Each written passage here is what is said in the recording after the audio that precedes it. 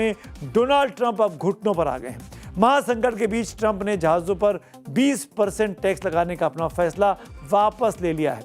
लेकिन अमेरिका के इस बड़े यूटर्न के बाद भी मुस्तफा खामेनेई अब रुकने वाले नहीं हैं। ईरानी संसद के 66% सांसदों ने अमेरिका से हुए सारे समझौते फाड़कर वॉशिंगटन पर फाइनल स्ट्राइक का फरमान जारी कर दिया है।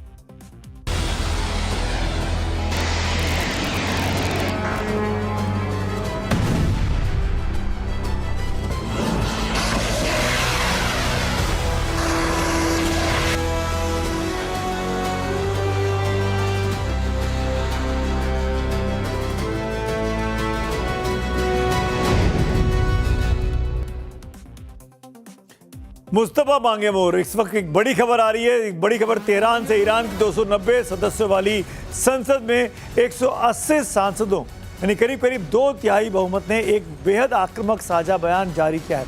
ईरान के ज्यादातर सांसदों की दो टूक मांग है, इस्लामाबाद अंडरस्टैंडिंग को तुरंत खत्म कर दिया जाए, अमेरिका से सारे समझौते परमानेंट बंद कर दिए जाए, स्टेट ऑफ हॉर्मुज मैनेजमेंट कानून पास हो और अयातुल्ला अली खामेनेई की शहादत का ऐसा खौफनाक बदला अमेरिका से लिया जाए कि पेंटागन कांप उठे।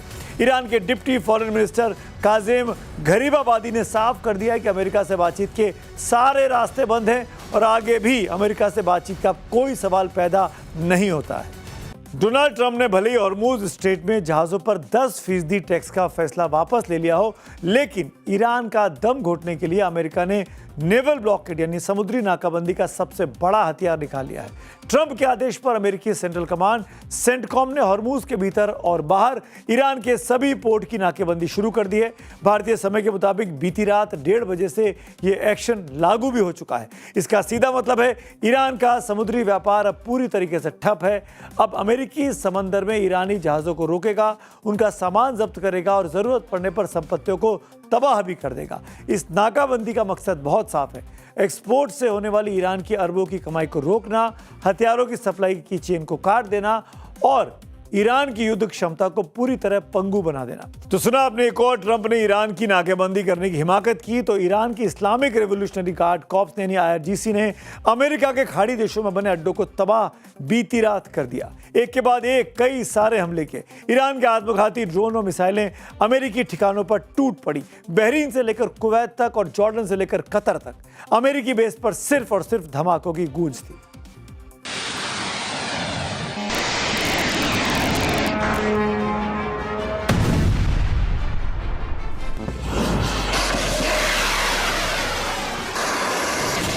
आसमान में गूंजती मौत की सनसनाहट और पलक झपकते ही मलबे में तब्दील होते अमेरिकी ठिकाने।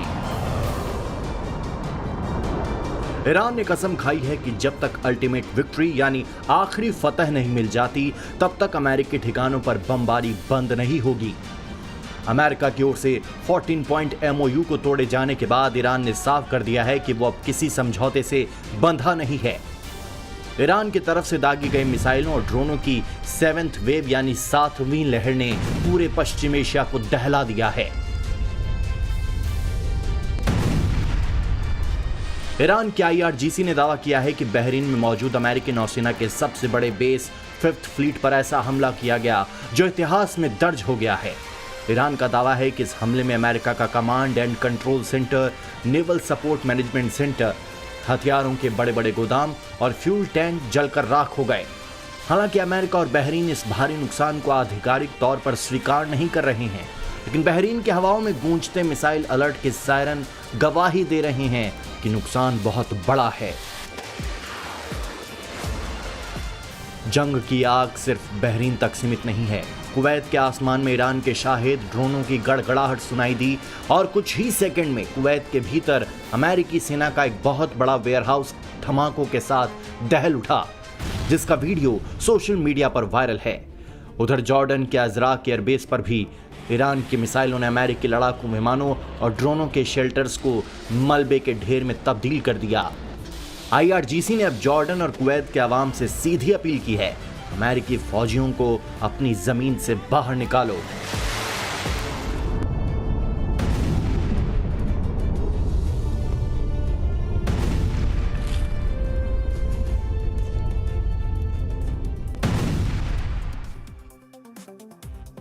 पश्चिम एशिया की इस जंग में प्रोपेगेंडा वॉर और ज़मीनी तबाही दोनों अपने चरम पर आ चुकी हैं। अब ईरान की मीडिया प्रेस टीवी ने वो सैटेलाइट तस्वीरें जारी कर दी हैं जिसने व्हाइट हाउस के होश उड़ा दिए हैं। कतर में मौजूद अमेरिका का सबसे बड़ा मिलिट्री बेस अल उदीद एयरबेस, अब आप इसको तस्वीरों में देखिएगा, ये अल उदीद एयरबेस है। किस तरीके से इन तस्वीरों में आप देख सकते हैं कि खतरनाक तौर पे हमला किया गया है। प्रेस टीवी ने ये तस्वीरें जारी की हैं। वेयर हाउस को नुकसान पहुंचा, ये बड़ी तस्वीरें इस वक्त है। इस एयरबेस के भीतर अमेरिकी सेना के एक हाई सिक्योरिटी वेयर हाउस की छत टूटी फूटी दिखाई देती है, जो ईरान के हालिया मिसाइल अटैक का सीधा असर आप इसको कह सकते हैं।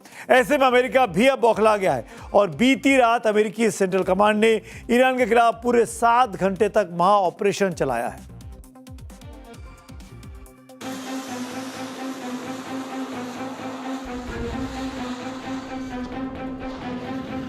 ईरान के हमलों से भड़का अमेरिकी सेंट्रल कमांड यानी सेंटकॉम ने हॉर्मुज स्ट्रेट और ईरान के तटीय इलाकों को निशाना बनाकर पूरे 7 घंटे तक एक बहुत बड़ा सैन्य अभियान चलाया। अमेरिकी फाइटर जेट्स, खतरनाक ड्रोनों और समंदर में तैनात वॉरशिप से ईरान के मिसाइल लॉन्च साइट्स, ड्रोन ठिकानों, नौसैनिक संसाधनों और कोस्टल डिफेंस सिस्टम पर सटीक हमले किए गए। तस्वीरें ईरान के दक्षिण पूर्वी हिस्से में मौजूद चाबहार पोर्ट की हैं। सुबह के वक्त चाबहार का आसमान काले धुएं के गुबार से काला हो गया। अमेरिका ने चाबहार में समुद्री सुरक्षा और मछुआरों के रेस्क्यू ऑपरेशन के लिए बने एक सिविलियन वॉच टावर पर 2 मिसाइलें दाग दी।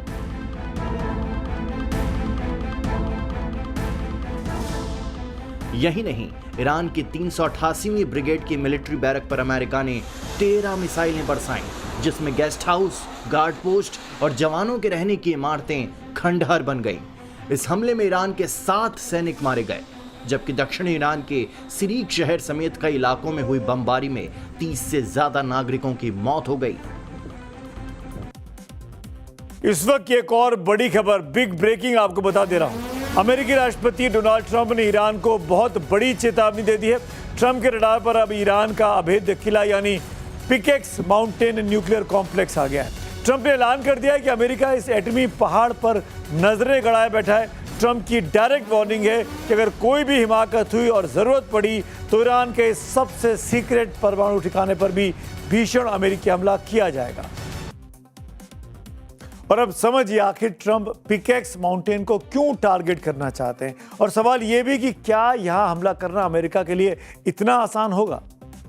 Pickaxe mountain nuclear complex Natanz nuclear facility के पास पहाड़ के भीतर बनाया गया है। माना जाता है कि इसकी सुरंगें करीब 100 मीटर मोटी चट्टानों के नीचे हैं। ईरान का कहना है कि यहाँ एडवांस सेंट्रीफ्यूज बनाए जाते हैं, जबकि अमेरिका को शक है कि इस कॉम्प्लेक्स का इस्तेमाल यूरेनियम संवर्धन या एटमी प्रोग्राम के लिए ईरान कर रहा है। ट्रंप भले ही पिकेक्स माउंटेन न्यूक्लियर कॉम्प्लेक्स पर नजरें गड़ाए हों, लेकिन यहां हमला करना इतना आसान उनके लिए नहीं है। इस न्यूक्लियर कॉम्प्लेक्स की गहराई इतनी है कि इसे अमेरिका का सबसे ताकतवर GBU-57 बंकर बस्टर बम भी तबाह नहीं कर पाएगा।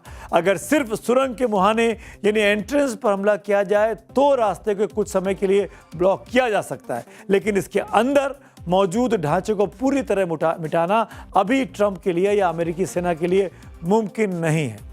और यही वजह है कि मुस्तफा खामेनेई की फौज अमेरिका की आंख में आंख डालकर पलटवार कर रही है।